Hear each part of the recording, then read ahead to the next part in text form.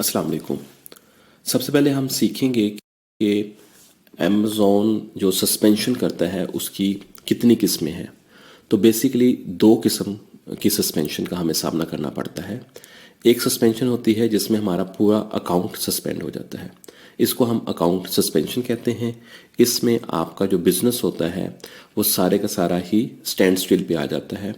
उस अकाउंट में जितने भी आपके प्रोडक्ट्स लिस्टेड होते हैं वो सब अमेज़ॉन जो है उनकी सेल्स को स्टॉप कर देता है। That is very worst. दूसरी टाइप की जो सस्पेंशन है वो है एसिन की। उसमें कोई एक प्रोडक्ट जो है वो अमेज़ॉन सस्पेंड करता है, जबकि आपका जो बाकी बिजनेस होता है वो कंटिन्यू रहता है।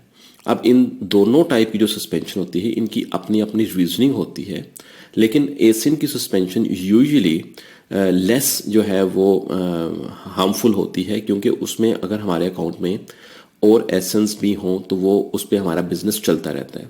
लेकिन जब अकाउंट सस्पेंड होता है तो पूरे का पूरा बिजनेस जो है वो हमारा उसकी सेल रुक जाती है, लेकिन हमारे जो एक्सपेंस होते हैं, फिक्स एक्सपेंस होते हैं, इन्वेंट्री कॉस्ट होती है, ट्रांजिट में जो इन्वेंट्री होती है वो सब होती है। तो अब इस बात करने का मकसद ये है कि we really have to protect our account, because it's not about suspension only, it's about कि आपके जो इनकम है वो ख़त्म हो जाएगी, एक्सपेंस आपके उधर के उधर रहेंगे होंगे।